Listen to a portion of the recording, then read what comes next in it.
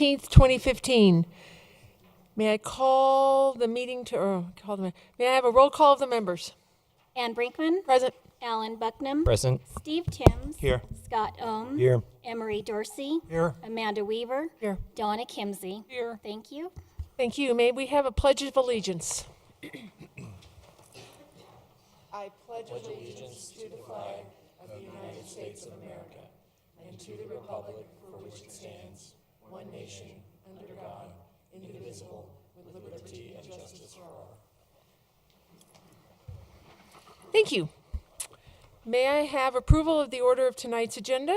Madam Chair, I move to approve it with one addition under other items. Number 8, I move to add the City of Wheat Ridge Planning Commission Resolution Number 1, Series of 2015, a resolution establishing a designated public place for the posting of meeting notices as required by Colorado Open Meetings Law.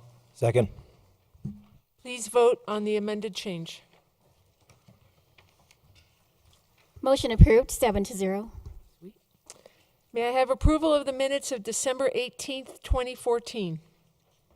I move to approve the minutes from December 18th. Second. Please vote. Motion approved, 6-0 with one abstention, Commissioner Weaver. Awesome. Now is the time for the public forum.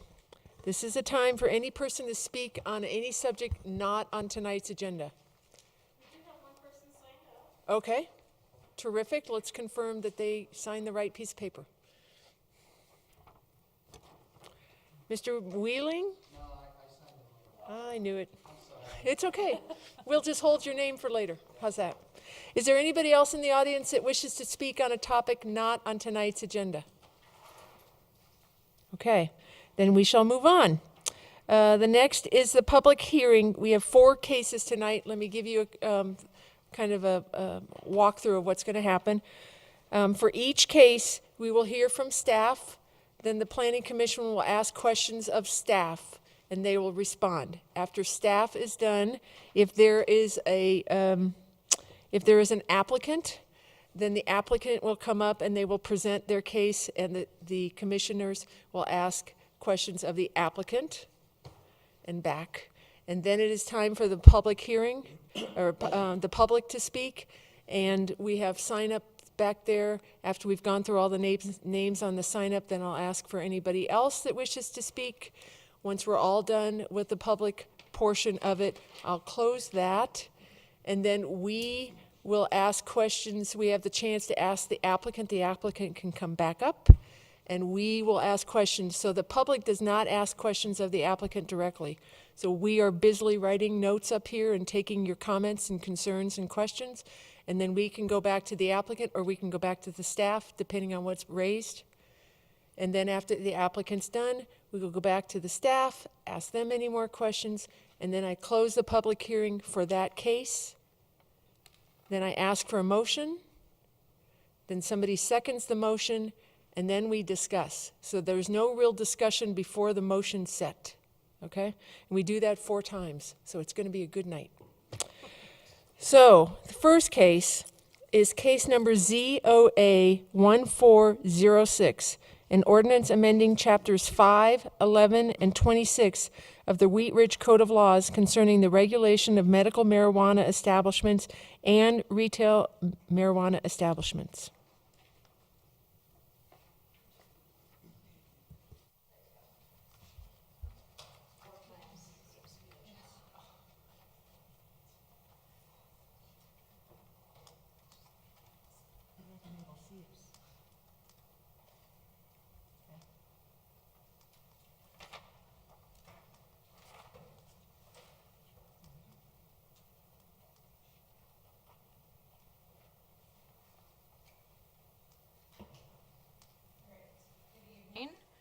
My name is Lauren Mikulak. I am a senior planner with the City of Wheat Ridge Community Development Department, and I'm here tonight to present case number ZOA 1406. I would like to enter into the record the case file, the zoning code, the draft ordinance, and the contents of this digital presentation. Public noticing requirements for this hearing have been met. Planning Commission has jurisdiction to hear this case. So I want to start here briefly with a short background of the marijuana regulations here in Wheat Ridge. This is a very abbreviated timeline. We've had over 20 public meetings and hearings related to marijuana since 2009. But that said, the city first adopted regulations in 2011 to allow medical marijuana establishments here in Wheat Ridge.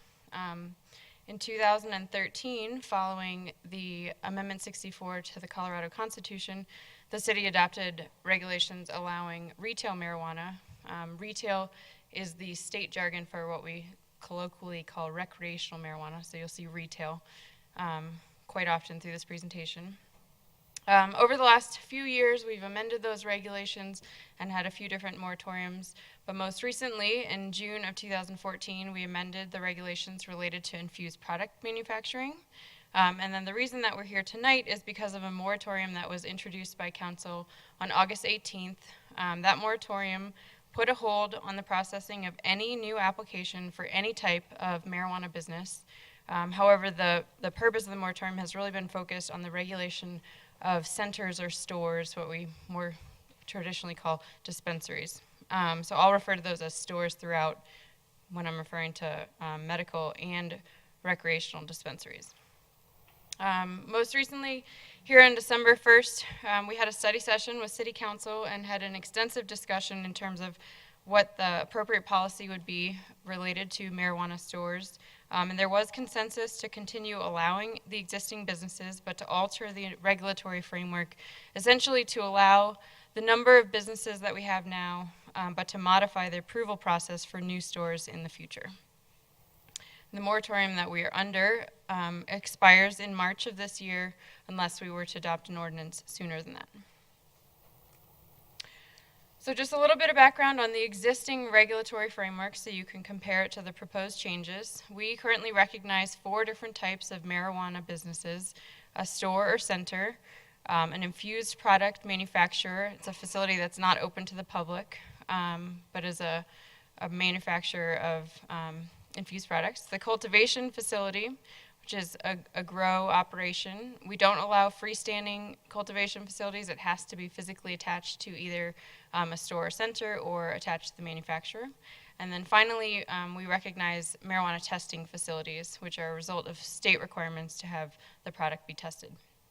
As I mentioned, we recognize medical and retail marijuana establishments, and we regulate them identically.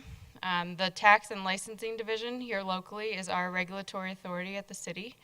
As I mentioned, we don't allow standalone grows. In terms of stores or centers, up till now, those have been considered permitted uses in the Commercial 1 and the Industrial Employment Zone districts with a few buffering requirements, including a 3/4 mile separation between businesses, between those stores, whether or not the store is in or outside of Wheat Ridge, as well as a 1,000-foot separation requirement from schools, home-based daycares, and drug and alcohol treatment centers. And lastly, co-location is what we call when a single business sells or produces both medical and retail marijuana under the same business, and we do allow co-location in Wheat Ridge. So now a quick overview of the proposed changes. The City Attorney's Office took the lead on this particular code amendment because it does affect multiple chapters in the municipal code. Primarily, those changes are located in Chapter 11, and that's related to licensing and business, and that's because our Tax and Licensing Division manages our marijuana businesses. These changes listed on the slide are located in Chapter 11, so I want to share them with you so you have a good sense of the context. They're not part of the zoning code, so they're not anything that we can make a decision upon tonight in terms of the Planning Commission's jurisdiction. But that said, the proposed ordinance would limit the number of stores in the city to 5. That's what we currently have.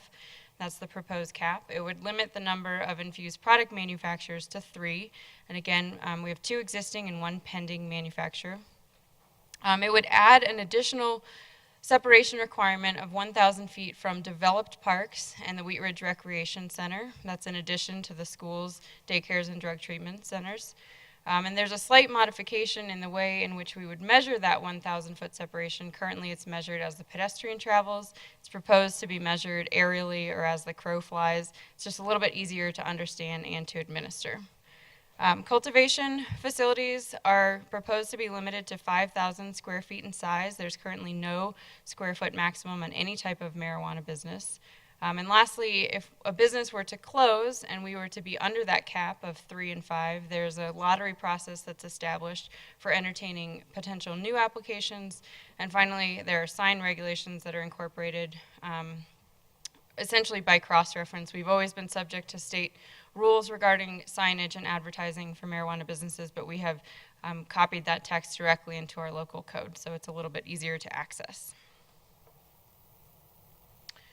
The changes that affect the zoning code are the reason that we're here tonight, and those changes are primarily related to the use chart, which identifies the types of businesses that are allowed or not allowed in the city of Wheat Ridge. And so here's an excerpt of the use chart as it relates to medical and recreational marijuana.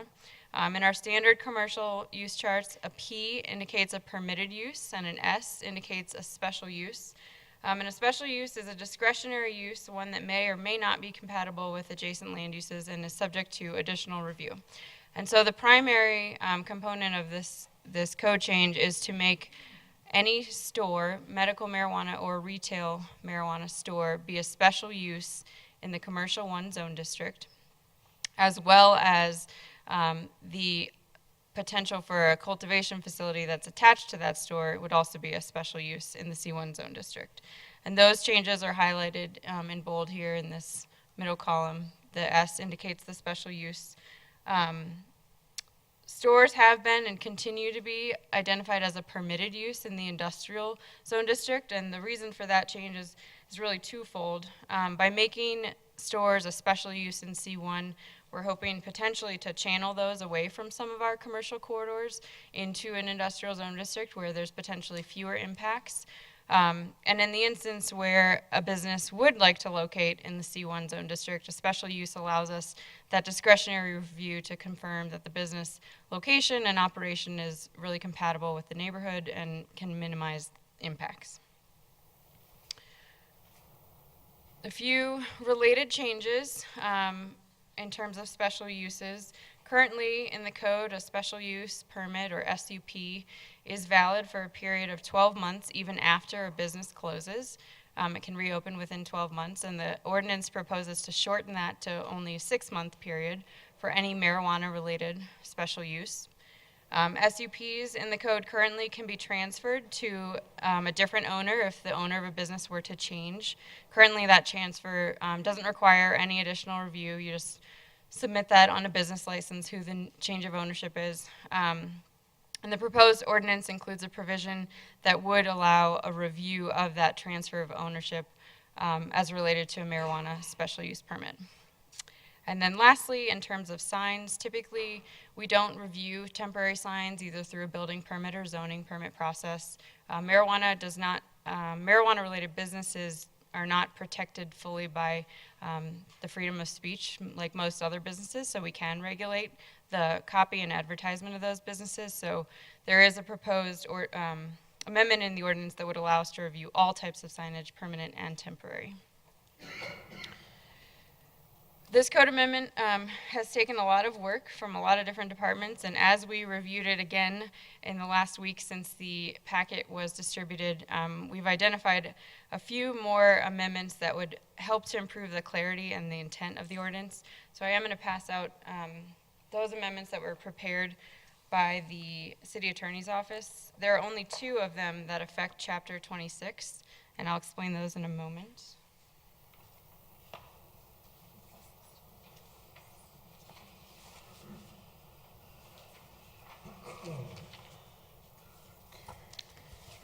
As I mentioned, there is a proposed cap on the size of a cultivation facility. It's written in the code right now as a maximum gross square footage of 5,000 square feet. To clarify, we've modified some of the language to say a combined total square footage of 5,000 square feet. The intent there is that we didn't want anyone to misinterpret thinking you don't get 5,000 square feet of medical cultivation and 5,000 square feet of retail cultivation under the same roof, you get 5,000 total. So there is a proposed amendment to the original draft of the ordinance.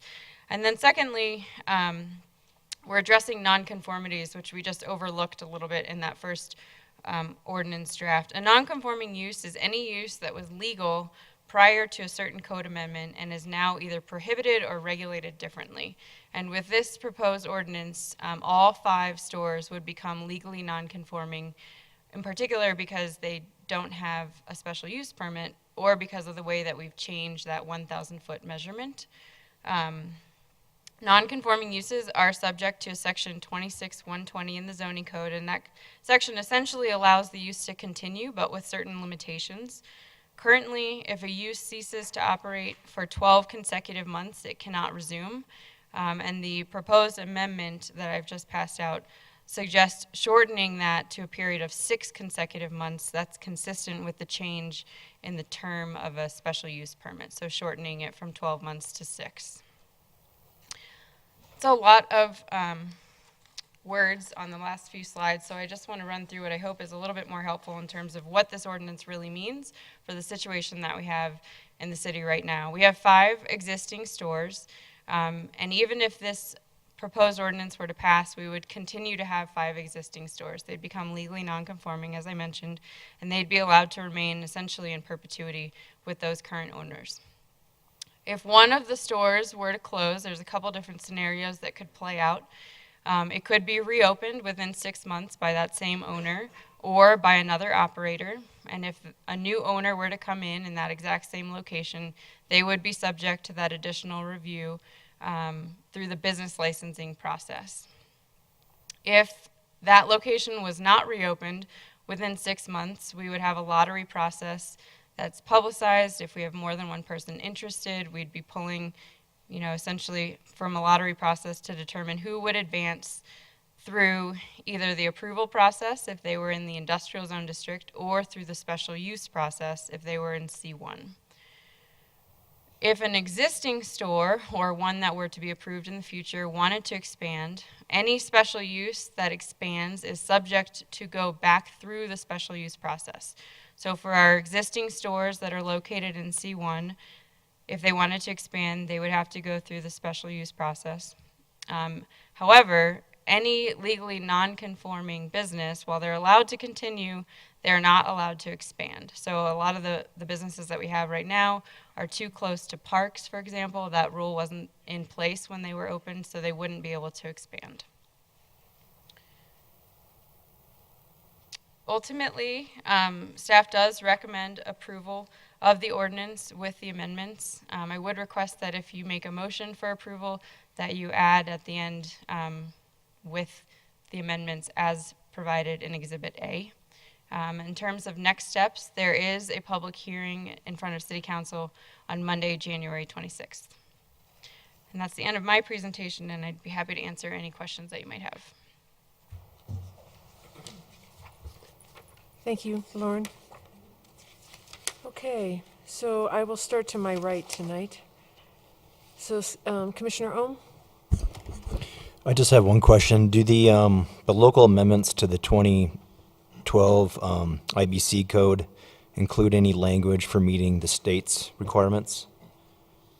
For meeting state requirements? Yeah, as far as safety, building safety and... I believe that the local, we adopted the 2012 building codes effective December 1, and we added local amendments that were specifically addressing potential odor impacts from marijuana stores, so they're required to have additional ventilation systems and considerations, and I believe that those requirements go above and beyond what is required at the state level. Thank you. Any other questions? Commissioner Timms? Just a question for the City Council study session on December 1st. I assume that the information about the zone districts and the type of approvals were brought up then to them. In terms of being a special use or not? Like that, Yes. and they gave staff the direction to move forward. Correct. And then it's also my understanding that this went for first reading at council on Monday. Correct. And do you know what the vote of that was? I do not remember. Okay, all right, that's fine. Thank you. No more questions. Thank you. Commissioner Kimsey? I don't have any questions. Thank you. Commissioner Dorsey? No questions. Commissioner Weaver? Why 5? The cap at 5, it's the number that we have currently in terms of existing businesses. We have 5 existing stores, and I think the moratorium came into effect when there was concern over the potential opening of a 6th location, and so we capped it at the current number. Do we have regulation around how many liquor stores we can have? Or how many? The number of liquor stores? Not that I'm aware of. The liquor store separation requirements and approvals are done through the liquor authority, so they're not detailed in the zoning code, so I'm not as familiar with those. But I'm not aware. It's of- regulated by Wheat Ridge, right? Does Wheat Ridge have a rule that says we can only have? I'm not aware 10 of liquor a stores. hard cap for liquor Okay. stores. Thank you. Commissioner Buckman? Okay, a couple questions. Signage. You mentioned that there's some restrictions on signage related to free speech restrictions on marijuana signage. Can you enlighten us as to what those are and why those are there? Sure. So, question probably better answered by the city attorney, but my understanding is that because at a federal level, marijuana is not a recognized industry, it's not protected by the free speech laws that we have. So we can regulate content. For example, in Chapter 11, there is a limitation on the size of the green cross, which you wouldn't be allowed to do for any other type of industry. And the state has regulations addressing the types of words and images that you use in terms of how they are attractive to children, and so we can regulate those as well. So it's something you can regulate, but not. It sounds like some of those things are not things that the state is mandating you regulate. Correct. Okay. Getting a little deeper into that. Let's see specifically. This shows up. I think this shows up in chapter 26. I think it shows up in chapter 26, but the first reference I see here is in section 11-417 about signage, subsection E. It's on page 14 of the packet. A retail marijuana establishment shall not display a sign that depicts the leaf of the marijuana plant or an image resembling the same. Is that one of the symbols that's regulated at the state level as being appealing to children, or is that something that the city is choosing to restrict? I believe that's a state level. I think letters B, C, D, and E in that section are all state requirements, and F is the one that was added locally. Okay. If that's a state restriction, I won't Yeah. talk about the. I won't talk about the absurdity of restricting a botanical leaf as being attractive to children. I'll just let that stand since that's a state thing and not a local thing. What's the rationale behind the separation zones around parks and recreation properties? That's not something that's present, as I understand it, from a liquor store establishment. So backing up just a little bit, the 1,000-foot separation from schools, daycares, and drug treatment centers comes directly from state law, and we mimicked that requirement. The concern that has been expressed through public comment more recently has been to restrict marijuana-related businesses from locations where children would congregate. And it just so happens that several of our existing stores are immediately adjacent to or pretty close to public parks, and so I think that was a response to those locations and concerns. Okay, and I know the state requirement is 1,000 feet walking distance, correct? State requirements at 1,000 feet, but never clarified how to measure it. Okay. Liquor laws are walking distance, so we used that for the last several years. It's really hard to measure. It's really hard for folks to understand, and the biggest issue is that you can't publish a map that shows every possible pedestrian route. So when somebody calls and says, is this eligible, the answer is not an easy yes or no. It was a policy decision. Obviously, as the crow flies is a much more onerous separation requirement than as a pedestrian travels. And council discussed that a little bit on December 1st and was okay with moving forward with that change. Okay.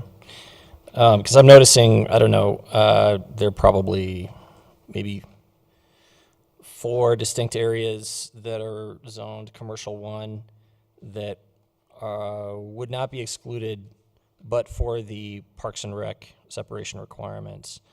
The as the crow flies adjustment would still have allowed a little space for additional establishments.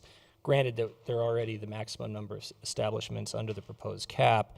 Just thinking about, say, someone vacates it and it stays vacant for a couple of years and someone wants to put in a location at a different spot.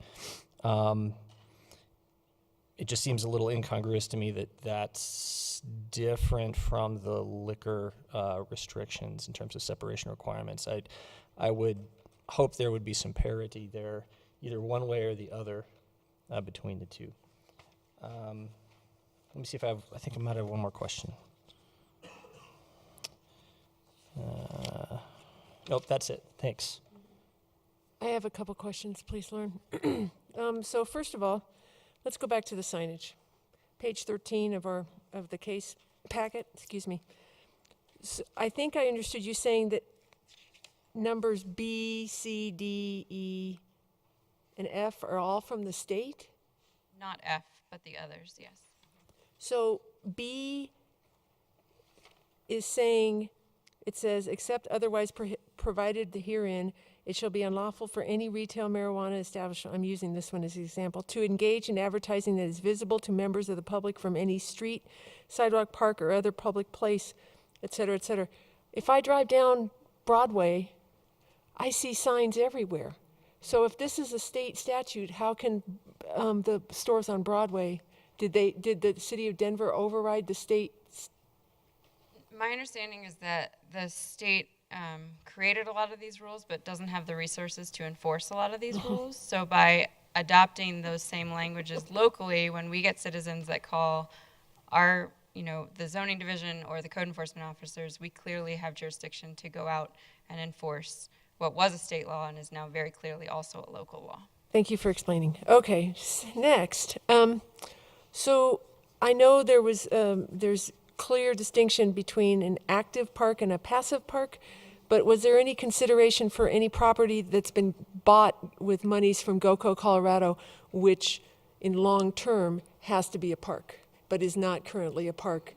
And otherwise, if it's not turned into a park, the money has to be returned. Right. We didn't make that distinction in terms of how the property was purchased. We did, as you observed, distinguish between a developed park for the reason that the Greenbelt and we have a lot of open space amenities are not typically in the more developed areas of town. So it's hard to come up with a very strict definition of whether it's city-owned or how it was purchased. So we've used the language developed park, and we hope to be able to have a clear ability to enforce that as potential properties come up. But no, we didn't look at how it was purchased. Okay. And then a clarification. I think you said that all 5 of the current facility businesses would be legally non-conforming, but according to our map, item A or location A would remain a conforming location? Yeah, that was an error on my behalf. The one of the locations in Wheat Ridge in the northwest corner is in IE zone district. So okay. It is a legal and conforming location still. Perfect. So just not to panic the store owner. And then one other question. So we've had a number of cases come before us where the property owner is changing from C1 to neighborhood mixed use. Did I get it right? MUN, thank you. So by changing from C1 to MUN, they lose any right to the zone, to the right to have that, correct? Correct. Yeah, there are several zone districts that I did not include on that commercial use chart. 3 other standard commercial zone districts: neighborhood commercial, restricted commercial, commercial 2, and then the 4 mixed use districts. And marijuana-related businesses are not permitted in any of those zone districts. Okay. So a zone change would effectively remove the right to that land use. Okay. And then, sorry, one last question. So I'm looking at the map again, and I'm looking at the dot in the lower left corner that is sitting in Lakewood. and it's got a big round circle, a separation buffer of 3/4 of a mile. Explain to me how Lakewood's location, maybe I missed it, how Lakewood's, the location of a retail or medical in Lakewood affects Wheat Ridge. Are we taking the 3/4 from our partner or our Correct. neighbor? We are. The intention, the 3/4 of a mile buffer was a locally adopted separation requirement. There's no other city that I'm aware of that has that. And the intent in 2009, when that was first discussed, was really to lower the density, essentially, of marijuana businesses. We saw, I think, what was happening in Denver, like you mentioned, along Broadway. And density is perceived from a public perspective regardless of which jurisdiction you're in, and so we have always regulated the 3/4 mile against stores within and outside of the city limits. Okay, so you're applying the 3/4 of a mile from that location, and it happens to come into Wheat Ridge, so that area that's in the buffer, Correct. okay. There are marijuana related businesses in Lakewood, Edgewater, Denver, and Mountain View that all make locations in Wheat Ridge ineligible because of the proximity. So we can assume that this map, while specific to the 5 locations in Wheat Ridge, the buffer, the big gray blobs in our sister communities could continue to grow. So this is not a static map, it's a dynamic map. Yep, correct. Okay. Yeah, this map was intended to be just illustrative of the ordinance as we wrote it sort of that day. It's a moment in time. It could change. But the map itself is not going into the code. Correct. Okay, I just want to make sure that nobody sets an expectation. Okay, I think I'm done. Does anybody have any follow-on questions? Okay, thank you. Thank you very much.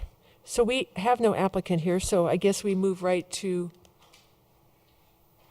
And we do not have anybody signed up for this? so I will query. Thank you, Lauren. Does anybody in the audience wish to speak on this subject?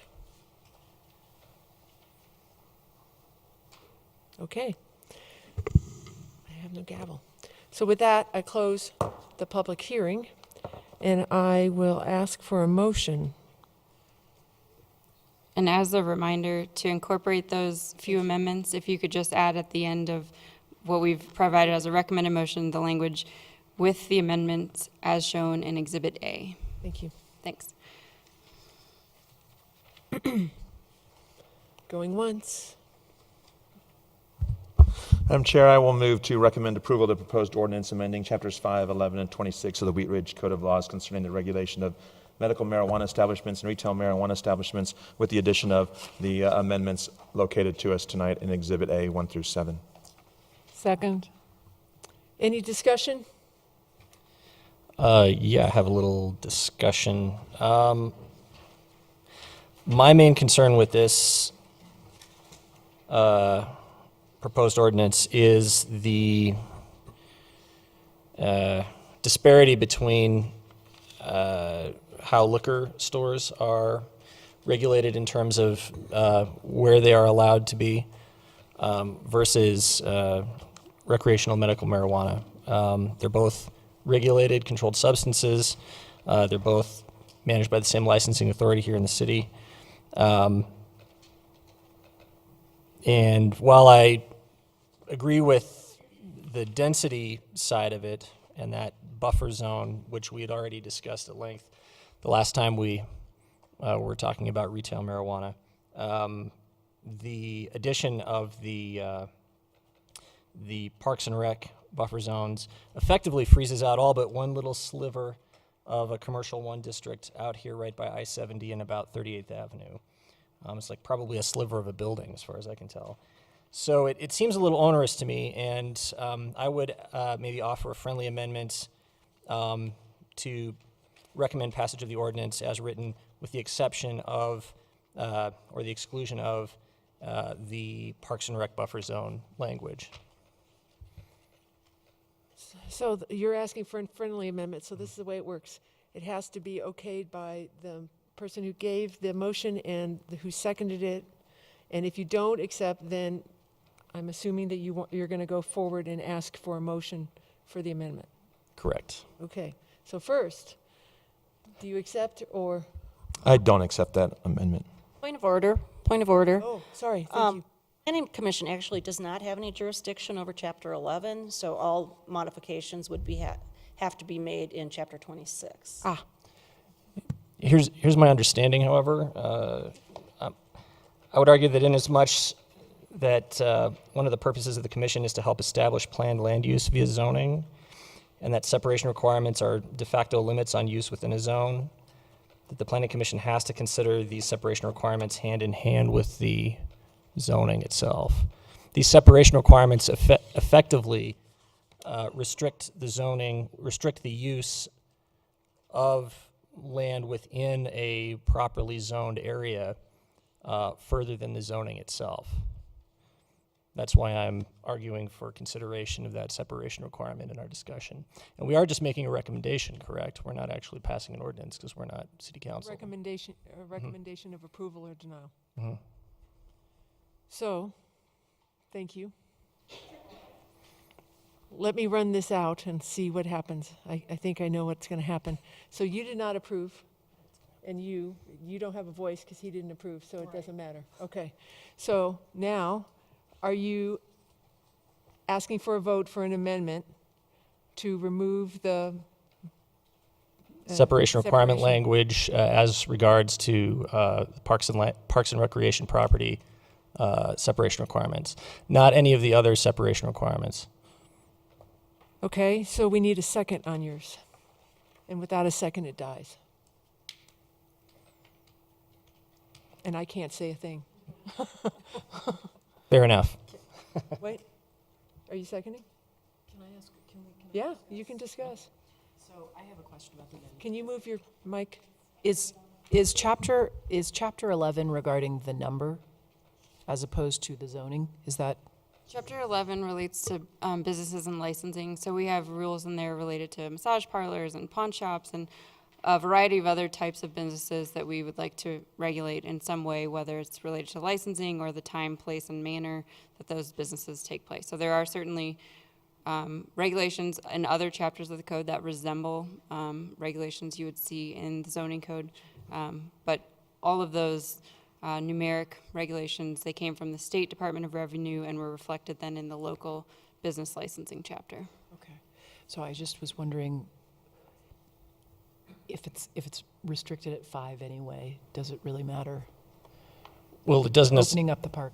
Well, it wouldn't necessarily matter right now, but in staff's example, if one of those current properties were to vacate, say it remains vacated for a period of time where it lapses and that non-conforming use basically evaporates from being practicable in that area, there are other areas that without those Parks and Rec separation requirements would be eligible for, a special use permit. Yeah, I would that's- I would second that. You're going to second that? I will second that. Okay. So we have an amendment to amend the existing motion to remove the buffers from Chapter 11, to remove the park buffers. Yes? Correct. Okay, does everybody understand? Okay, we're not voting on the original motion. Okay, please vote.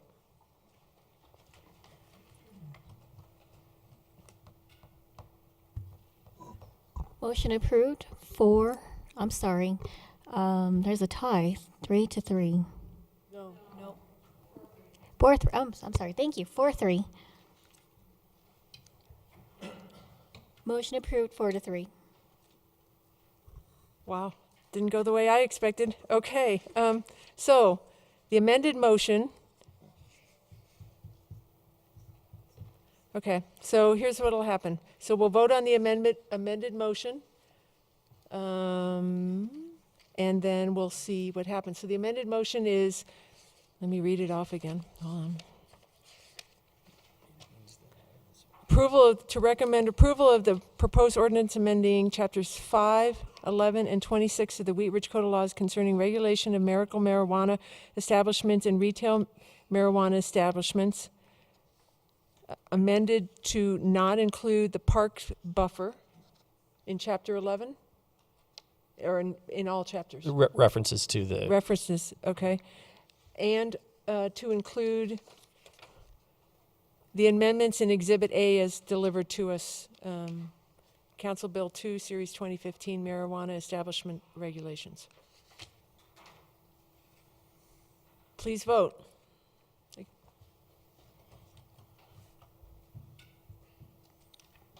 Motion approved, 4-3. 4-3. Timms, Brinkman, and Ohm voting no. Okay. Always a surprise.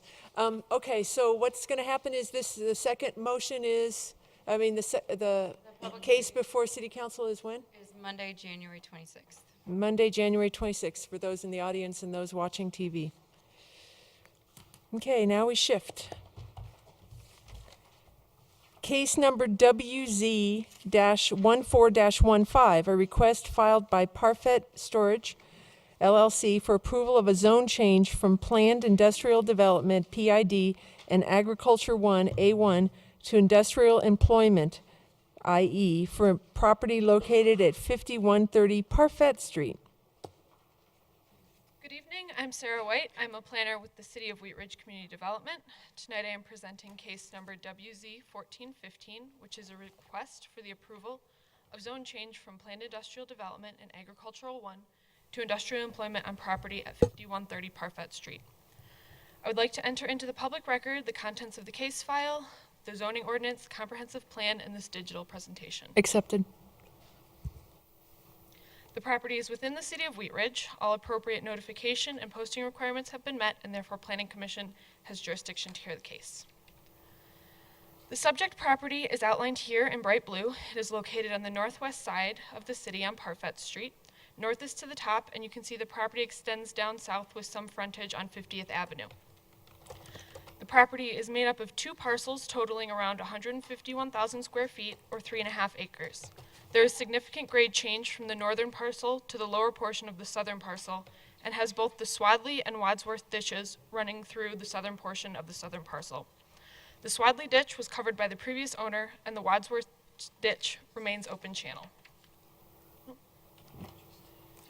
The current zoning on the property is split zoned, planned industrial development, and agricultural 1, and is largely surrounded by other industrial and agricultural zonings. The split zone is a result of the parcel being comprised of 3 parcels at the time of the original ODP. When that was amended, the previous owner also consolidated the 2 southern parcels into 1. The light purple indicates planned industrial developments, while darker purple indicates straight industrial employment zoning. Agricultural zonings are the green shades. Surrounding properties in the immediate vicinity include a variety of land uses and zonings. To the west is a transmission substation, which is zoned A1. Abutting the property to the southwest are parcels zoned agricultural 1 with single-family, greenhouse, and farming uses. To the north and east of the property are developments zoned PID, which have a variety of office, warehouse, and manufacturing uses. The property south of Lot 2 is an undeveloped parcel zoned planned commercial development. Most of the property north of I-70 is zoned either industrial or agricultural of some sort. Much of this industrial zoned properties are planned industrial developments, not straight industrial zoning. This is because until 2012, a PID was the only option for rezoning to industrial, and many of these developments were planned in the 80s and 90s. These types of developments don't always age well and have a lengthy process to amend them, which can be cumbersome for prospective owners to undertake. In 2012, the zoning code was amended to allow for rezoning to industrial employment, a straight zone change. Additionally, the Architectural and Site Design Manual was updated to include design standards specifically for heavy commercial and light industrial land uses. This clearly defines minimum building and site design standards that are up to date with the current planning goals of the city, including appropriate buffers and articulated design, as opposed to many of the older PIDs that may no longer be aligned with the goals of the city. Because of this, staff has a large amount of oversight during the administrative site plan review process. I do have a few pictures of the property. The primary structure was built as a single-family home in 1960. It was converted to a commercial use at some point, though specific information could not be identified. The most recent use for the property was as an office for an electrical contractor that is currently vacant. In the front yard, there is commercial parking lot and existing landscaping. These improvements were constructed as the result of the amended final development plat in 2011. The previous owner utilized the rear portion of the north lot for storage, and containers are still there. This is a view from the corner of Oak and 50th at the southern portion of the parcel. It shows the significant grade change that occurs from north to the south on the lower parcel. And this is a picture of the Wadsworth Ditch, which runs open channel through the southern portion of the property. Here I have a map that shows some of the geographic features that make a large portion of this site undevelopable or very expensive to develop. The brown lines are topography lines that indicate the slope on the site, and the purple lines indicate the extent of both the ditch easements along the site. The applicant has purchased the property with the intention of using it as a self-storage facility.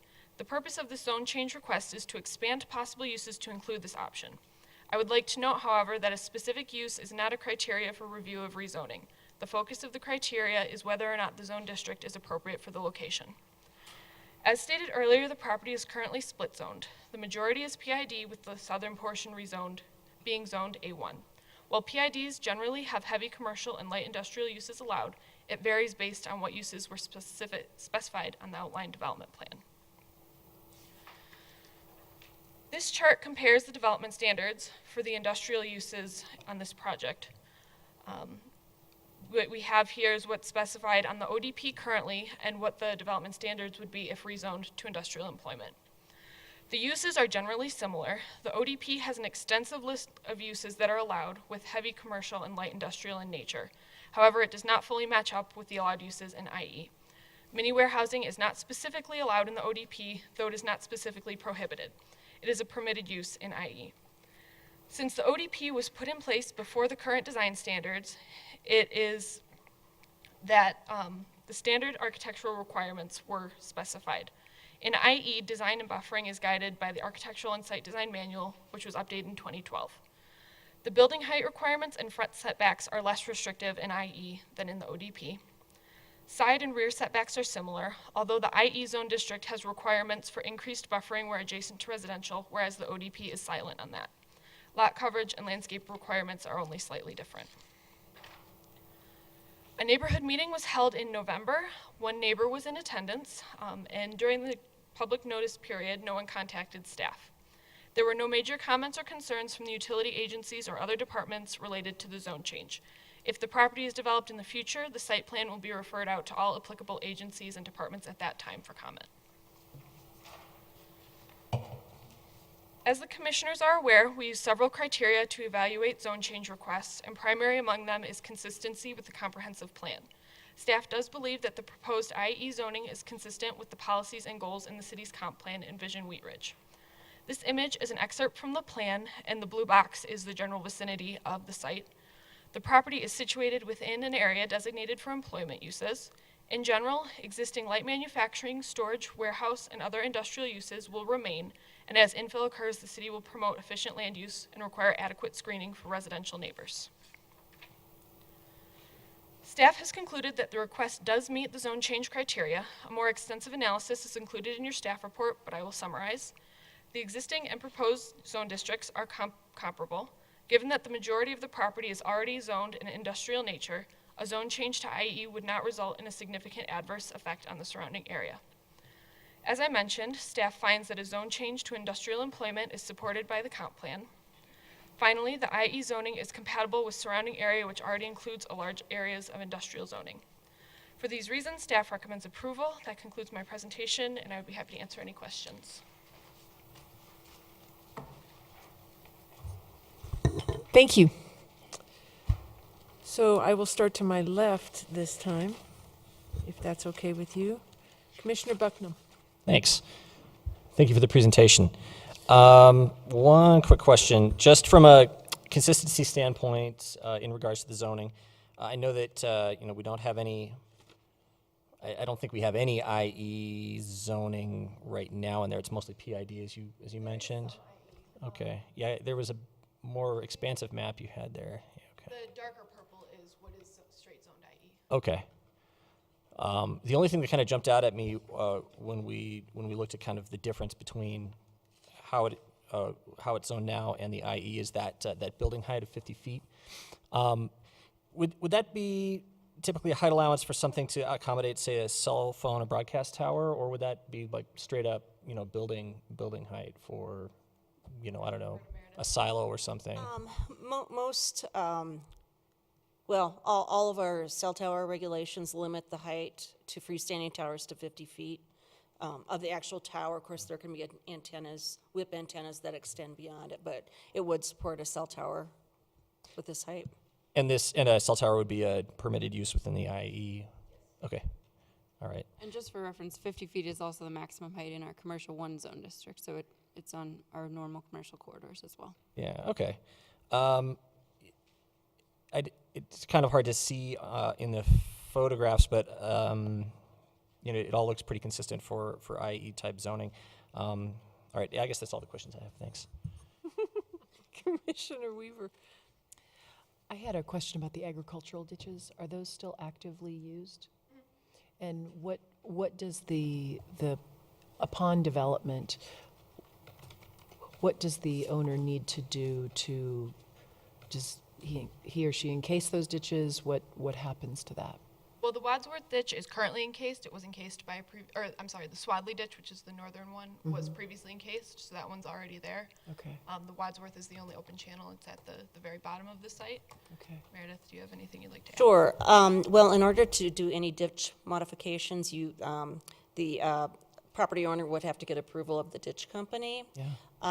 Most generally, ditch companies are in favor of enclosure because it doesn't allow sediment and other off-site waters to run in it. Most ditch companies won't accept local drainage, so a lot of times that's an attractive alternative.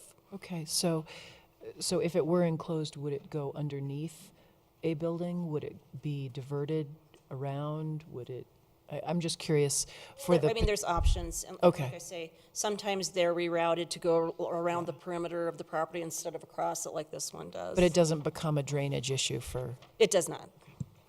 Thank you. Thank you. Commissioner Dorsey? I have no questions. Thank you. Commissioner Kimsey? I don't have any questions. Commissioner Timms? Just one question, please, for staff. On the IE zone district, does that allow outdoor storage? Is it okay if I answer that? Generally, it does, as long as it's screened from public streets. Rights of way? Yes. Okay. Thank you so much. No more questions. Commissioner Ohm? No questions. I have one question. Although it doesn't quite relate, I was reading the meeting minutes from the neighborhood meeting with the one attendee, and understanding that what he's putting in here doesn't have to be what he's putting in here. I mean, it's just a zone change. The resident had concerns about West 50th Avenue being extended from the terminus of the eastern property line of the subject site west to Parfit. At the time that would be relevant would be any development that would occur, and particularly on the southern portion of the site, which may or may not happen with the initial development because of the cost of it. At that time, it would be a consideration that would be discussed. It would go to public hearing because it would be a right-of-way designation, so. Or vacation. Would we consider vacating? Let's see, because I think we did vacate it with the plat in 2011. 50th Avenue has been a topic of discussion ever since I started. Yeah. I mean, it was staff's vision to have some sort of industrial arterial that would allow folks to get east and west in the industrial areas without having to go to the frontage road or jog around Ridge Road. Now, with other, based on property owner complaints when we went through zoning issues probably about 15 years ago, it became an unpopular idea with the council then. Staff still thinks it would be a really good idea. If you look at the map, there's a link that's missing between Oak and Parfait. And so this would, again, to Sarah's point, we would consider it more fully if we got development proposals on either the subject property or the property to the south. Okay. But it still makes good planning sense. Okay, thank you. And I know the gentleman who attended the hearing has always been opposed to that. Okay. And then one other question so in the notes, when it said agency referral, all affected service agencies, did that include the ditch companies? Not at this time because they're not really affected by the rezoning because there's no development proposed at this time.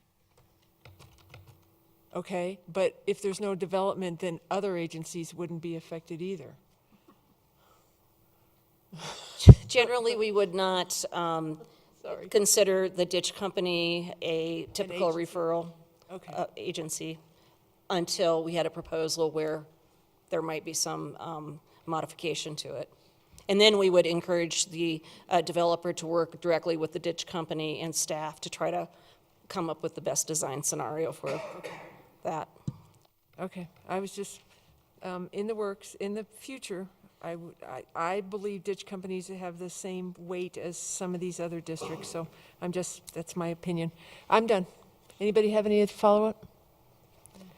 Okay, do we have an applicant? Did you want to speak? Okay, does anybody have any questions? Yes, come on up. So, if you could give your first and last name, spell your last name, and provide an address. It can be your business address or whatever. And you want to lift that up. Perfect. Greg Herbers, Herbers is my last name. And it's 14995 Foothill Road. Thank you. Thank you. So no other presentation, you're good with? I'm happy with what staff is. That's awesome. Commissioner Ohm, Commissioner Timms. So thank you for coming in. Just a couple of questions about, I guess, from the meeting notes, if you will, from November 13th. So you're proposing a mini storage facility would be ideal. Is that what you're envisioning for this, for the entire site? Is that correct? Yes. Would you keep that existing house office, or would that be torn down as part of phase one? We would keep the house. Okay, and use it as an office or something of that nature.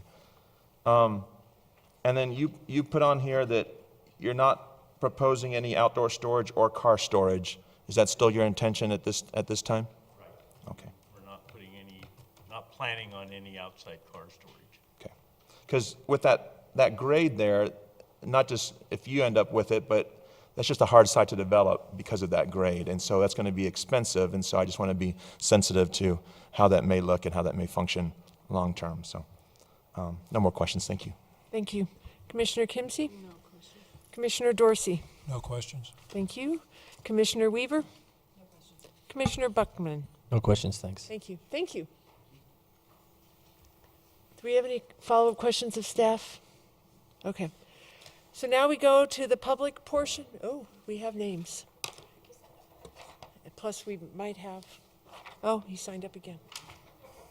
Okay. I may get this wrong. Mr. Jim Parskey. Ah. Do you have any You're here. Did you want to come forward with any? Okay. Okay. Thank you. Now, Mike Wheeling, come on up, please. Give your name, spell your last name, and your address, please. Mike Wheeling, Wehling, 3170 Wright Street, Wheat Ridge. Thank you. My dad owns the land just to the west. I missed the other meeting because he's 87. He still lives in his house out there on Parpet. But I don't really have a objection to the zoning. My only thing is, the electric company that had that before hauled in, 25,000 yards of dirt into that lot. He was supposed to get that out of there. You guys, this has been years ago. Whatever happened with that? Because what happened when they did that is that was a swamp. Pushes all that water onto my dad's, and he's got springs and water coming out all over the place because that's all. I don't know what was ever determined with that. He was supposed to get that out of there. That dirt was supposed to come out of there, is what was my understanding. And now, I don't know if it's been forgotten or something ever. Why wasn't it ever taken out, and why is it okay that it's in there now? That's my only comment, because So if 35 feet of dirt into that lot. so, if you look at the map, is the It's in the agriculture. it's in the green? Okay, it's in the No. Is it the green? Oh, yeah, it's the lower. it's the green, the lower part. So yeah, he owns land just to the west of that. Okay. And it's just a question I had because I understood that was supposed to be out of there. That all that dirt was going to get hauled out of there, and it's never been. Never moved. And the ditch already is, the other ditch already is in a pipe. The picture is the new ditch that we put. The other ditch is in a pipe. Both ditches are in a pipe, but that doesn't matter to me, but. Okay. Okay, thank you. Did I anybody have any questions? About that. Okay, we'll find out. We'll try to find out. Thank you. Is there anybody else in the audience that wishes to speak on this case? Okay. I'm going to close the public hearing portion. And now, I have a question of staff if nobody else asks a question, but. So, I have a question of staff. So what about that land, that dirt? Sure. So, sort of going back, the property had been occupied by the electrical contractor, and in 2005, he came in and went through a zone change with sort of these grandiose plans of building a new building down on the southern portion, and that never happened. About 2009, he started moving in. Well, he started doing some illegal filling operations, so he was bringing in dirt and debris, and in his mind, trying to get the property ready, the southern portion of it, for development. So we began code enforcement negotiations with him, and the way the court left it is we had a couple options. Number one, he could go ahead and remove all of the stuff that he brought in, or he could go through an FDP amendment, a final development plan, to acknowledge the dirt and work on the drainage, and so that's what he did. We had an approved FDP plan, which and I think it's included in your packet, that shows the top portion kind of being used with the house as the office, with the landscaping and a little bit of outside storage, and then sort of that second tier as primarily serving as mostly detention area.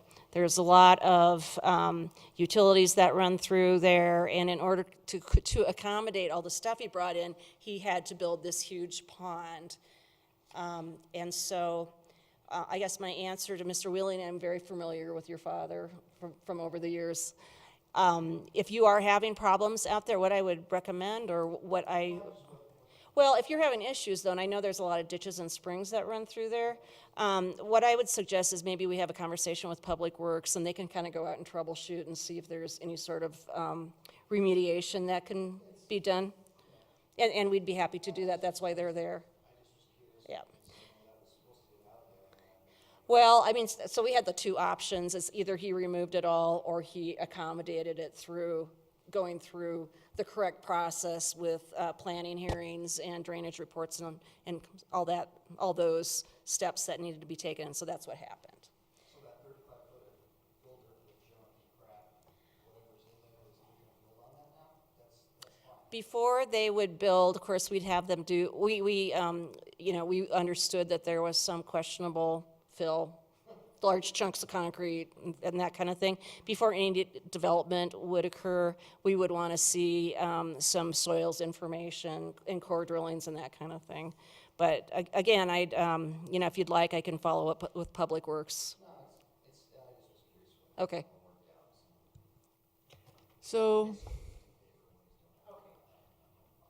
So following up, even though this is a zoning change, is there anything from a zone change motion that can address that? No, not with this particular case. Sorry. But like I say, part of what Public Works does is go out and look at drainage problems. So if there seems to be an issue, then I would encourage you to follow up. And I don't have business card with me, but I think that'll be part of the recommendation. Yeah, I think. Can we put that as a recommendation in the motion? Nope, because it's not part of it. Okay. Okay. Any other questions of staff? I do have a question. Meredith, so this FDP, was that accomplished? Yes. Okay. Yeah, there was a drainage certification, they did all the landscaping improvements on the top, and they did all the other things that we required on the lower portion, and then we did get a drainage certification Okay. by the design engineer that it met the report that we approved. Okay. Thank you. Any other questions? Okay. So I am looking for a motion. I'll make a motion. I move to recommend approval of case number WZ-14-15, a request for approval of a zone change from planned industrial development and agricultural 1 to industrial employment for property located at 5130 Parfit Street for the following reasons. The proposed zone change will not adversely impact the public health, safety, or welfare. The proposed zone change is consistent with the goals and objectives of the city's comprehensive plan. The proposed zone change is compatible with the surrounding area, and the zone change will more easily facilitate development of the property. Second. Any discussion? Please vote. Motion approved. Thank you. So, does anybody need a break, or are we good to go? 5 minutes. Okay, let's go until 8:15. Let's make it 8 minutes. So we're going to take a break until 8 minutes, or 8:15.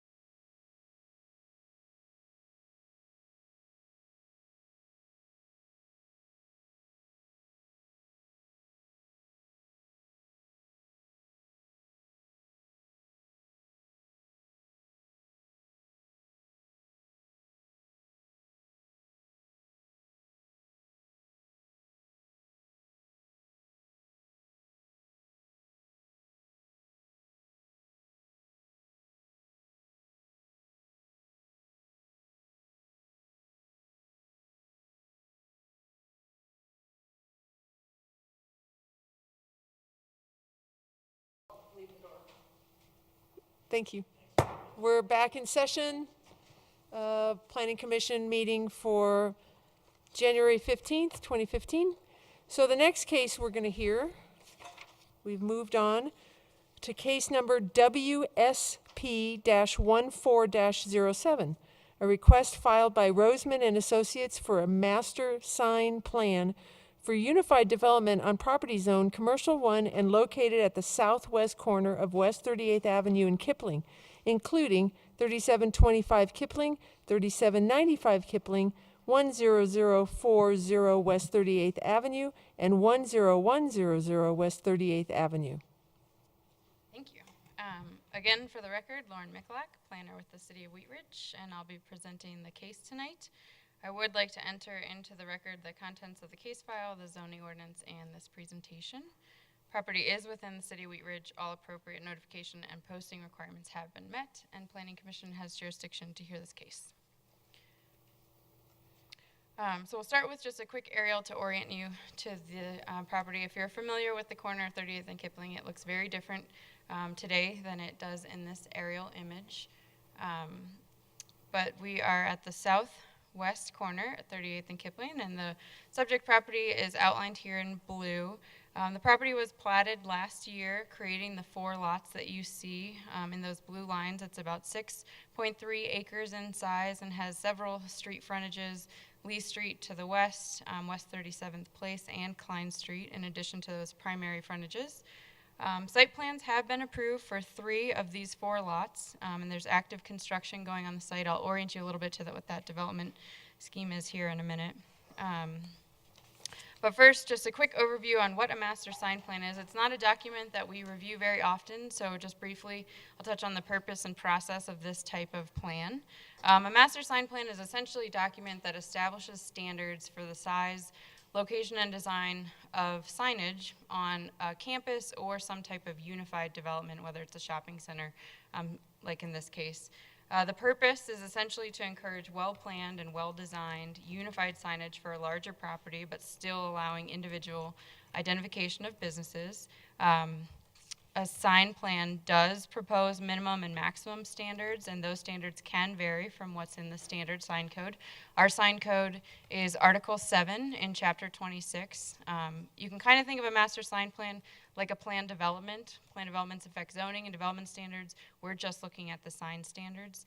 A few things that a master sign plan does not do: doesn't change the zoning. Site zoned Commercial 1, which allows for a wide range of commercial activity.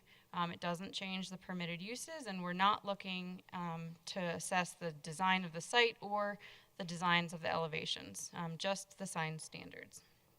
Master sign plans are approved by Planning Commission at just one public hearing, and it will be recorded with Jefferson County after approval. Lastly, not all properties in the city are eligible for sign plans. There are a few criteria. You have to be at least 2 acres in size. You need to be comprised of commercial, industrial, or mixed-use development, and you need to be under unified control, and this site meets all of those criteria. So we'll just jump right into the plan. I'm going to go through each sheet and try and identify for you what the proposed standards are and sort of how they compare to what's in the sign code. So the first sheet here has the standard declarations and signature blocks that are required for a recorded document. It also has a table that summarizes all of the standards being proposed. Anything that overall the property will comply with Article 7, our sign code, except as modified by this document. So we'll walk through what those changes are. The second sheet includes a site plan, so just again to orient you to what the new development will look like. North is to the top, 38th Avenue is at the top of your screen. Lot 1 is going to be a Morningstar senior care facility with assisted living and memory care. It will have 64 units. Those residents don't have cars, so this parking lot to the south of the building is primarily for visitors and staff. That development was already approved with a special use and site plan review. Lot 2 does not have an identified tenant yet, so you'll see that we've proposed standards even in the absence of a site plan and elevations. Lot 3 is going to be a Starbucks. It's about 2,100 square feet. It'll be just a Starbucks. You'll recall that there used to be one in a multi-tenant building there. It's solely for Starbucks. They'll have indoor service and seating, outdoor patio, and a drive-through. And then finally, Lot 4 is the anchor tenant here is a Sprouts grocery store. It's about 27,000 square feet in size, and that's the one that's got the vertical construction going on the site already. So in terms of signage, this sheet describes some of the freestanding signs.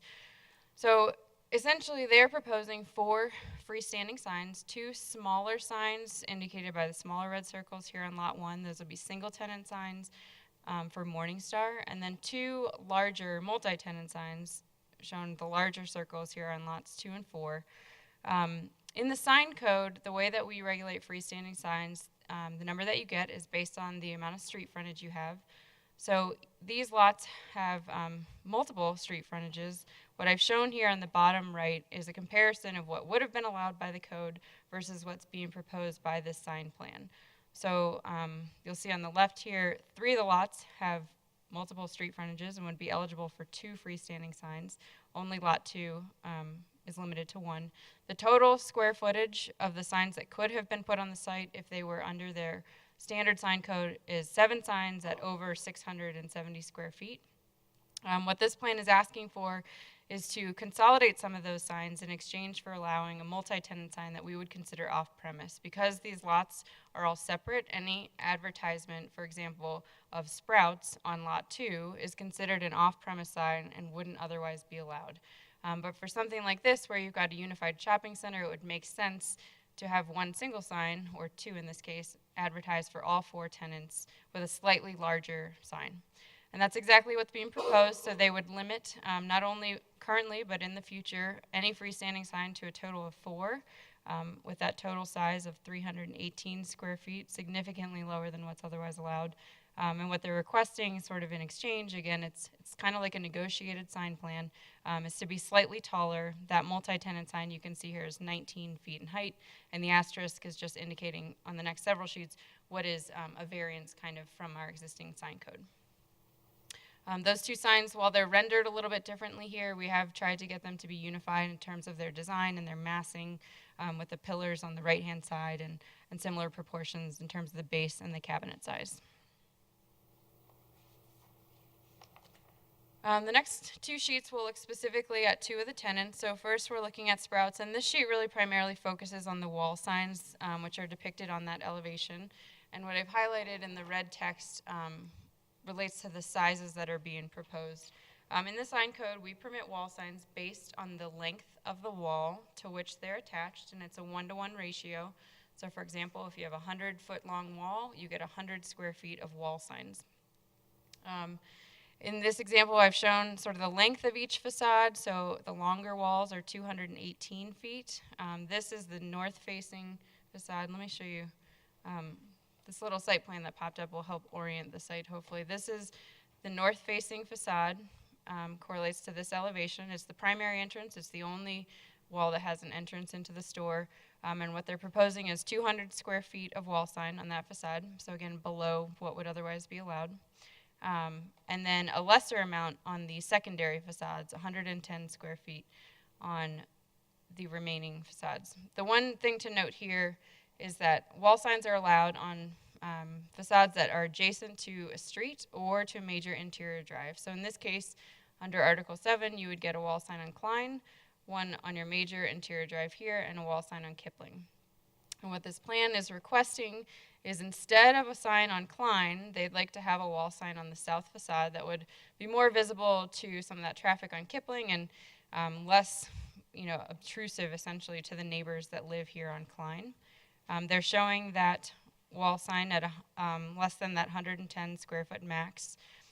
What should be noted is that we do provide a maximum allowance here for the west facade so that any tenant in the future potentially could transfer that allowance back. There's a cap that you can't have a wall sign on all 4 facades, but we're creating the standard because we don't need to sort of readdress this document if a grocery store were to change tenants in the future. In all cases, the allowance being proposed for the facades is below what would otherwise be allowed.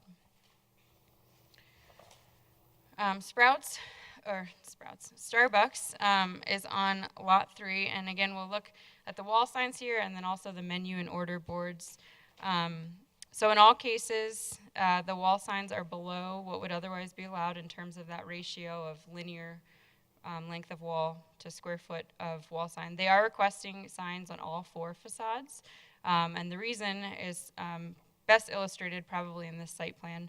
They have adjacency to 38th Avenue, and that corresponds to this north elevation. So it's a 36-foot long wall with 34 slightly reduced square feet of wall signs. There's adjacency to Kipling, and that is this east elevation. It's a 72-foot long facade with 50 square feet allotted for wall signs. And we do count this southern facade as adjacent to their major interior drive down here at the south end of the property line. And that southern facade is here in this top corner, again, slightly reduced from what would otherwise be allowed.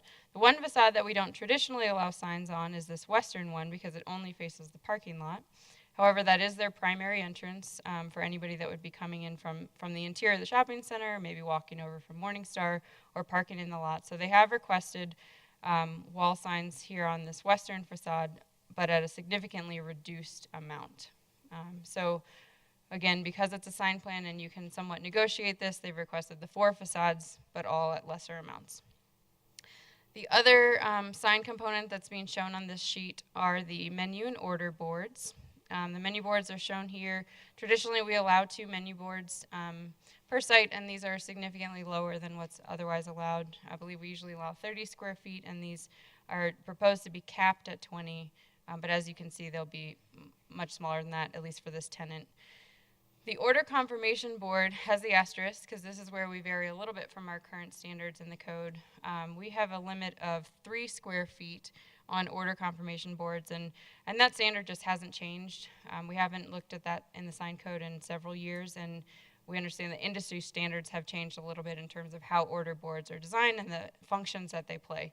Starbucks in particular is elsewhere in the country looking to utilize video chat ordering, so you essentially Skype with your barista as you're ordering, and a larger board, what they're showing is 8 square feet, would allow that capacity and also allow them to potentially put up the drink of the month or any other order confirmation information that's necessary.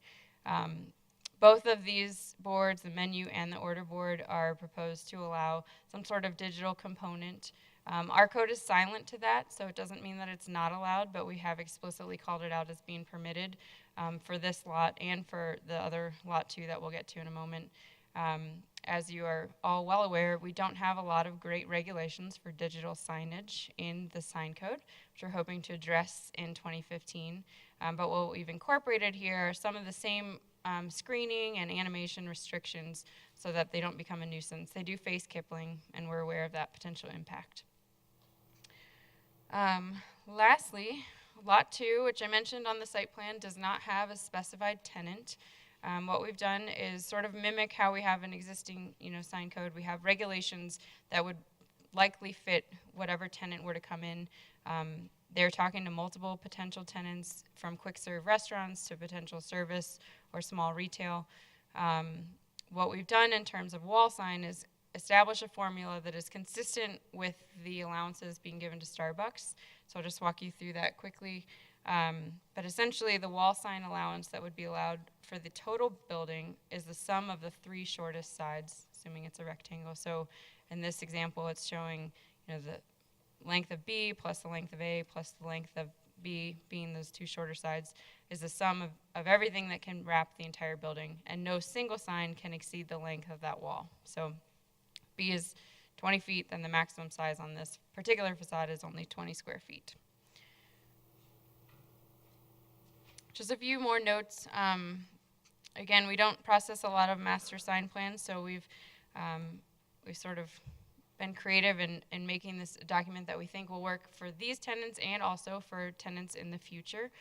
You're seeing a lot of specific sign designs on this document, and there are notes that indicate that the copy is not regulated by the sign plan. Future tenants can change what those signs look like and the shapes and the words, as long as they comply with those other development standards in terms of location, and size. The one design standard that's being added that we think is a real positive that's not in our current sign code is that all wall signs need to be channel letters, so they wouldn't have the big, white box and then text written on it. Logos are accepted from that. They're typically shapes. But wall signs would be channel letters only, and then as I mentioned earlier, anything that's not addressed in the plan would default to our traditional sign code. So ultimately, we don't have any specific criteria for assessing master sign plans, but we have found that the site is eligible for a sign plan. We do believe at a staff level that the plan promotes well-planned signage and uniform signage, and that it is consistent with the intent of the sign code. They're requesting a few variances, but they have conceded on some of the other development standards that we think are appropriate for a development of this size. It was brought to staff's attention that there's a couple of small typos that are in there right now, and so I would ask that you add a condition of approval that those be corrected before we record the document. So that's all I have. The applicant is in attendance, but I'm happy to answer any questions. Thank you. So Commissioner Bucknam. Thanks for the thanks for that presentation. Just a couple of questions. Are there other signs in the vicinity that are as tall as the one proposed on sheet 2, that large multi-tenant sign? I'm thinking specifically there are some larger, or maybe not in terms of area, but maybe signs that are maybe that tall farther north? Frankly, we didn't do any analysis of signs in the area and how it compares. The one thing to note is that as you go north, you get closer to I-70, and we do have a provision that allows any sign within a quarter mile of the interstate to be up to 50 feet in height. Okay. So it's very likely that as you travel north in Kipling, you'll see signs getting taller. Yeah. But I didn't do any analysis on anything in the area. Okay. And I just wanted to confirm, it's my recollection that the zoning or development immediately to the south of Lot 4 there is a commercial or Correct. Retail? Okay. Office building. Mm-hmm. All right. Thanks. Thank you. Commissioner Weaver? Nothing. Commissioner Dorsey? I have nothing on it. Thank you. Commissioner Kimsey? I don't have any questions. Commissioner Timms? No questions for staff. Commissioner Ohm? No questions. I do. Yes. So, recognizing my belief is our sign standards are woefully outdated. And there's the notes, the general notes that said, if tenants change in the future, sign copy may change without an update to the master sign plan, as long as all future signage complies with the applicable standards set forth in this document and Chapter 26, Article 7. So does that apply to Article 7 now? Or if we choose to update Article 7, will they have to apply? Will they have to? It would default to the current sign. The current sign plan. So, for example, if we update our digital signage in terms of flashing or message changing, then those would apply. What if? And I'm just saying this. Don't anybody get me in trouble. What if Starbucks decides to change their current signage? They keep the same size, but they now go to a flashing sign. Flashing signs aren't allowed right now, so we don't allow any type of animation. No animation on this site plan, So the on way this that we master plan? typically describe it to folks that ask about digital signs is it can be a slideshow, but it can't be a video. So it can change, but it can't be something like a commercial that's actively animated. Obviously, the Skype video ordering is a little bit of a unique proposal that we never addressed before. So that is proposed to be permitted in here. But when we update our digital signage regs, presumably with brightness and intensity, those would all apply. But they won't apply for this master plan. They will apply. They will apply, but if they've already built it, will it be legally non-conforming?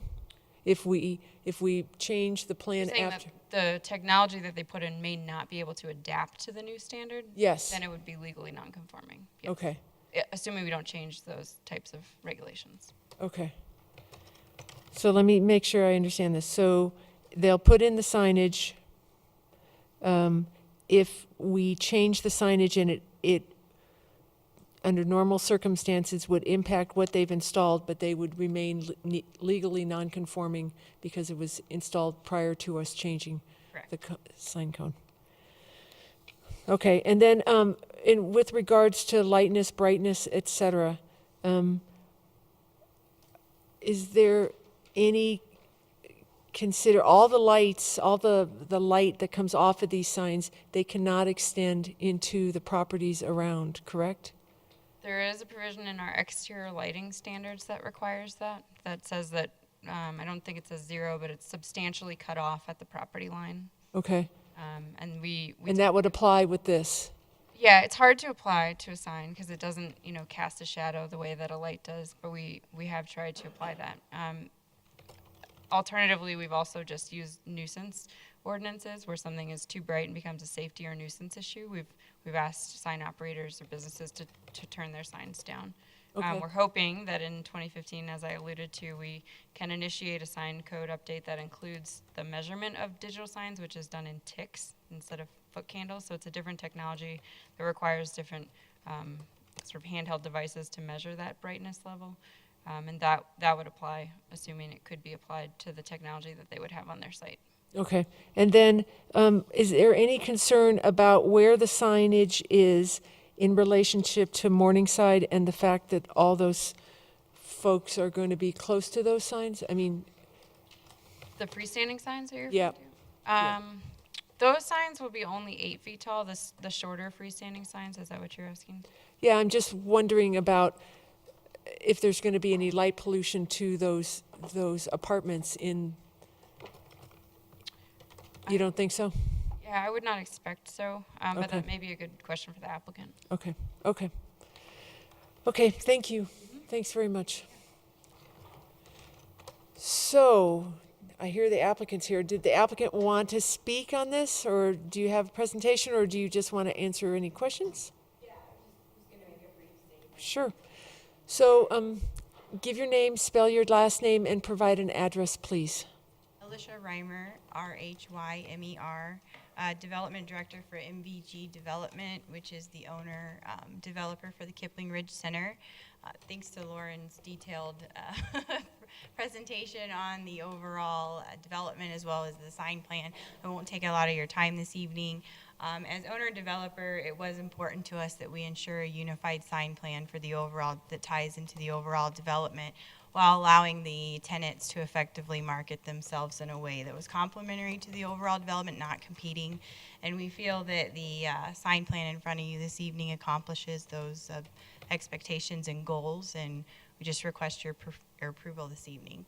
And we're here to answer any questions that you may have. Thank you. So I'm starting on this side this time. Commissioner Ohm. No questions. Commissioner Timms. I do have a question that I thought of. What's the overall size of the cumulative lots 1 through 4? That could be for staff or the applicant. The size of the site, you mean? Yes, of all 4 lots. 6.35 acres, which is 6.3 acres.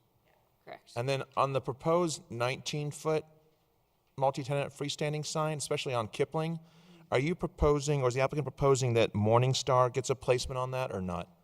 Yes, Morningstar would have the 4th panel. As of right now, it depends on what happens in Lot 2.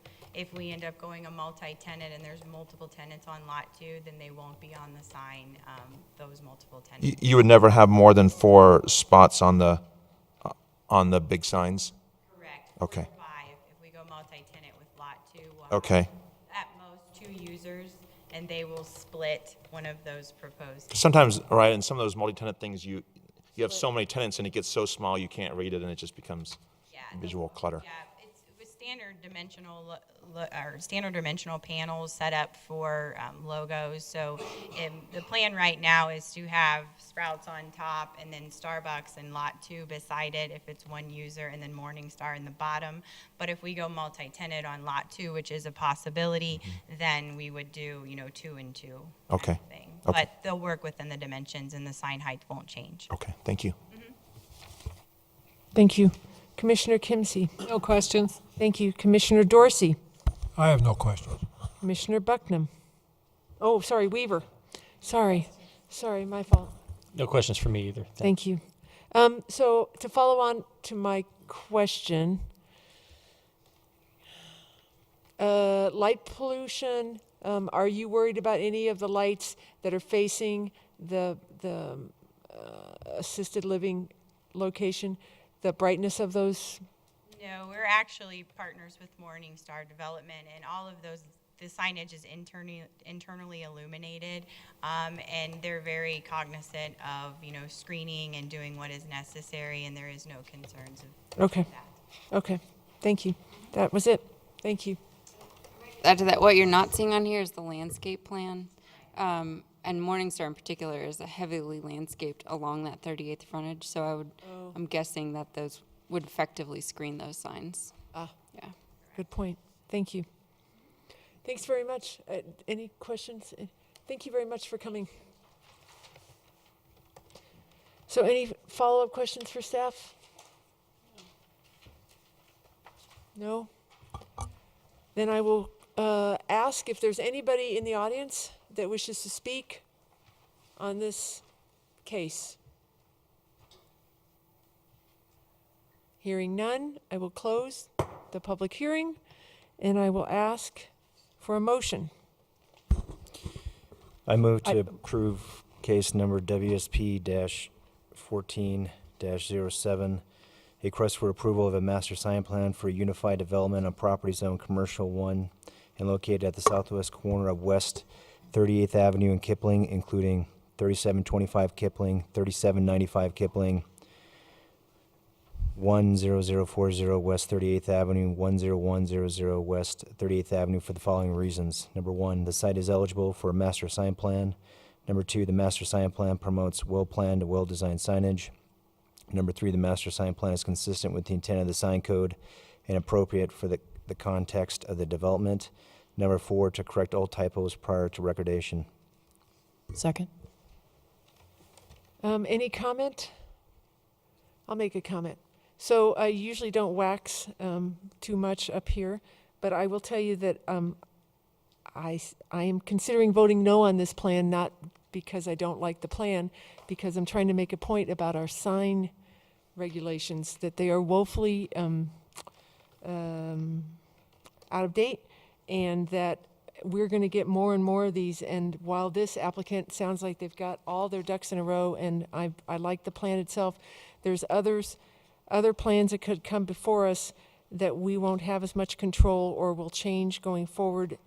So I'm not sure what I'm going to do yet, but I just want to raise the fact that we really need to look at the sign code, especially with all this infill that we're doing, with all these very large properties going forward. So please, thank you. So I have yeah. one comment. I agree that the sign code should be updated. But on this project, I think a compromise has been made where it appears that there's 50% less square footage that could have been placed in trade for more height on the signage. Good point. Any other comments? Okay, please vote. Motion approved.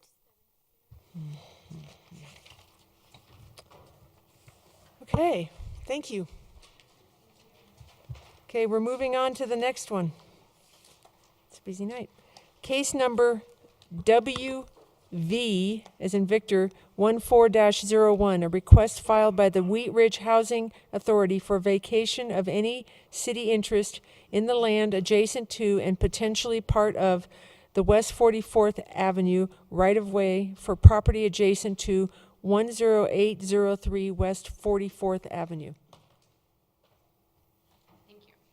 I am wearing two hats tonight. So again, Lauren Michalak, planner with the City of Wheat Ridge. I'm also the staff liaison to the Housing Authority.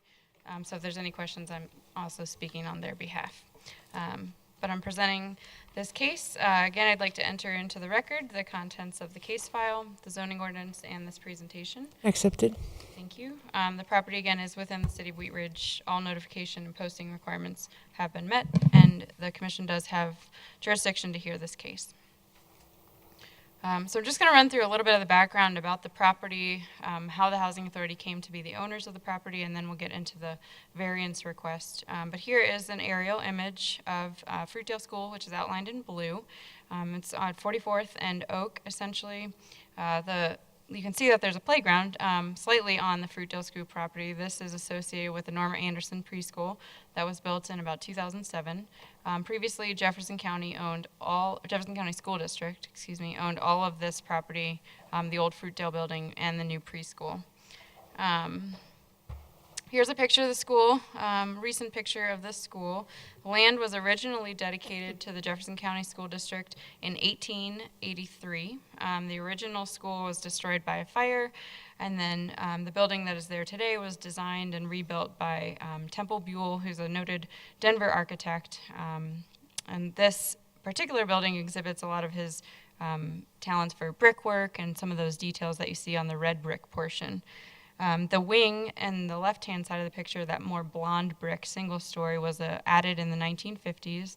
There was a matching wing on the right-hand side that has since been removed when the new preschool was built. But the building was used as an elementary school until 1978, and then was a preschool until 2007, and has sat vacant since that time. More recently, the Wheat Ridge Housing Authority purchased the building in 2011. It was slated to be demolished by Jefferson County School District when they couldn't come up with a reuse for the property. There were conversations between the city and citizens and the school district, and a real desire to fundamentally just see the building saved for its architectural qualities. So the Housing Authority purchased it with the hope that there may be a potential residential reuse. We installed a new roof in 2011 to protect the building. Again, it had been vacant at that time for about 4 years. In 2012, the Housing Authority got a grant from the State Historic Fund to complete a structural assessment on the building, as well as to complete some construction documents for some of the critical repairs that were recommended. There's about $2 to $3 million of repair work needed just to bring it up to the point where it could be remodeled for tenant finish. So it's pretty dilapidated on the inside. It's been vacant for a while. It is now listed on the National Register. In 2013, we applied for that status. And also in 2013, the Housing Authority commissioned a market study to try and understand what a viable use might be for the school building and the property. That study essentially said that the best and most viable use for this property is a school. And it was at that point that we essentially abandoned the idea to reuse it for a residential purpose. It just didn't make economic sense. That said, last year we published a request for information to try and seek any proposals from anybody in any industry for any use to reuse the building. We got 2 applications or responses. One was from the local historical society, who was really just seeking to save the building and had a conceptual idea for a community arts facility. And the other was from Mountain Phoenix Charter School, which is located just up the street at Miller and the Frontage Road. They had submitted a proposal to modify the building either for high school or early education, but fundamentally for charter school, which was appealing. We have been working with them for the last several months now to try and sell the property. And as we've been working through title work, as you can imagine, a deed from 1883 has a little bit of a different standard in terms of writing a legal description than a deed of current day. So we're focused just on the 31 feet on the southern portion of the property. And essentially, the deed from the 1800s refers to a county road. It wasn't 44th Avenue at the time, obviously, and it wasn't paved. And the title company has had some concern that there either is a gap or an overlap in this area. The red line that you see on this image is the right-of-way line, and that is it is always coterminous with a property line. So there's no gap, there's no overlap. I've drawn these 3 lines so that you can distinguish them, but they would be right on top of each other. So the blue line is what we recognize as a city to be the property line. These red lines, I should mention, come from our official right-of-way maps. We have deed histories. We have surveyors that prepare the right-of-way maps, so the city knows exactly what's public right-of-way and what's private property. That said, the title company would be more satisfied if the city passed an official vacation ordinance that once and for all clarified that the city has no interest in those southern 31 feet for a right-of-way purpose or any other purpose. And I can confirm that the city has no interest in that. 44th Avenue is as wide as it needs to be right now. The public improvements are fully encompassed within those red lines, including the sidewalk and the slightly detached colored concrete that's in there. This isn't an official right-of-way dedication or vacation, but we do use that vacation process to vacate any interest. It is the zoning code that determines that process, so we require a hearing tonight before Planning Commission and before City Council. It's approved by ordinance, and there are a few criteria that we'll look at just to confirm that it's okay to vacate any interest or potential right-of-way interest in that property. So staff has found that we meet these criteria. Vacating those 31 feet will not cut off the Fruitdale School from access on 44th. It's not in conflict with our comprehensive plan and won't have any negative impact on infrastructure. As I mentioned, there's no plans to widen 44th in this area. And the last criteria addresses whether or not easements are in place. And in this case, there are no easements that are needed. As I mentioned, the sidewalk is fully included in the right-of-way, and so there are no easements included as part of this request. So ultimately, staff is recommending approval, and there will be a public hearing before council on Monday, January 26th. So that's all I have, but I can answer any questions. Thank you. I'll start on this side. Commissioner Ohm? No questions. Commissioner Timms? I just have a quick question. I just noticed this. I didn't notice it when I drove by. What's in the bottom left corner? What is that? Is that a structure? Oh, yeah. I should have mentioned that. So it didn't appear in the image. You're talking about the little structure here. So that was, it was been described to me as originally like the caretaker's cottage. And then I think at one point it was a library, and then it was an office. But it's a tiny little structure. It's in worse shape than the school. It's not included in that historic designation. So if a future user needed to tear it down, they are allowed to. But yeah, it's just a little cottage. Okay, thank you. Commissioner Kimsey? No questions. Thank you. Commissioner Dorsey? No questions. Commissioner Weaver? No questions. Commissioner Bucknam? No questions, thanks. I have a question. I seem to have those tonight. So I'm just asking, I think I know the answer, but I noticed that there's 3 zonings on this little strip of 31 feet. Is there a reason why, besides vacating, that we don't make this all one zone at the same time? That's a great question. So the Housing Authority, when we purchased the land, we thought, this property's never been platted. It didn't need to be platted. Public schools are not subject to local zoning regulations. So at first we thought, we should plat this lot and we should rezone it and make it clean for whoever might use it. But then we realized that if we don't know what the end user is, inevitably we'll choose the wrong zone district to rezone it. So we haven't consolidated the zoning or the lots until we have a firm understanding of who the end user might be. If it does turn out that the charter school or purchase the property and reuse it, they wouldn't need the zoning to be cleaned up. So we just didn't want to take action prematurely on that. So just educate me a little bit. So assume that this vacation goes through. So the piece that's vacated that sits next to the commercial will be commercial. The piece that sits next to Ag 1 will be Ag 1, and the piece... It's all zoned land. Our streets are zoned too. Everything's zoned right now, but there is mixed zoning on the property. Okay. But this little strip, I thought it looked like only 2 different zones, but it's 3? Probably. Okay. It's at least a couple. It's at least, okay. Okay, I just needed to understand why we're only doing one piece. Thank you for the explanation. I have one other question just to educate me again. So why would the Housing Authority try to get historical designation for this when there needs to be so much rehab on it, and the designation somewhat limits what you can do, especially to the outside, which is a mess? Right.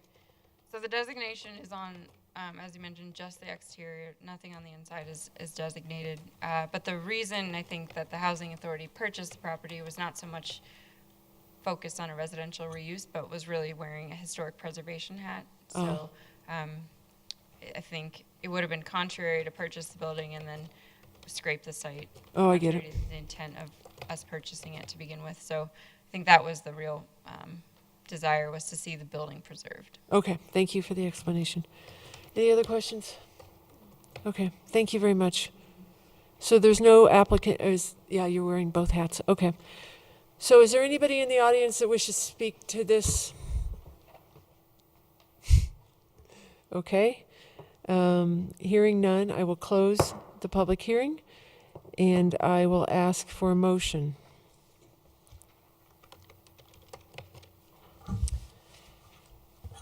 I move to recommend approval of case number WV-14-01, a request for vacation of any city interest to the land adjacent to and potentially part of the West 44th Avenue right-of-way and adjacent to 10803 West 44th Avenue for the following reasons. 1, the proposed vacation will not leave any adjoining land without access to an established public right-of-way. 2, the proposed vacation is in conformity with the most recently enacted goals and policies of the transportation section of the current comprehensive plan of the City of Wheat Ridge. The proposed vacation will not have a negative impact on the infrastructure of the City of Wheat Ridge. And 4, the proposed vacation clarifies conflicting legal descriptions and facilities. The redevelopment facilitates the redevelopment of the vacant building. Second? Any discussion? Please vote. Oh, 1 second, please. Go ahead.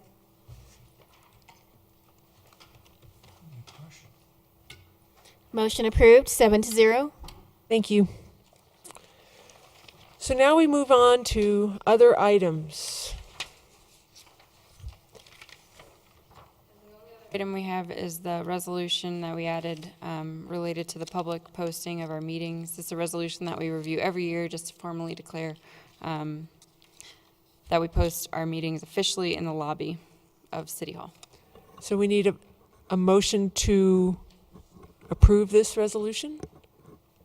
Yes, please. Okay, I need a motion. Any questions? Okay. I will make a motion, Madam Chair. I move to approve resolution number 1 of the City of Wheat Ridge Planning Commission, resolution establishing a designated public place for the posting of meeting notices as required by the Colorado Open Meetings Law. Second. Please vote. Motion approved, 7-0. Thank you. Do we have any other items? No other items. Do we have cases for 2 weeks from now at the beginning of the month? We can check.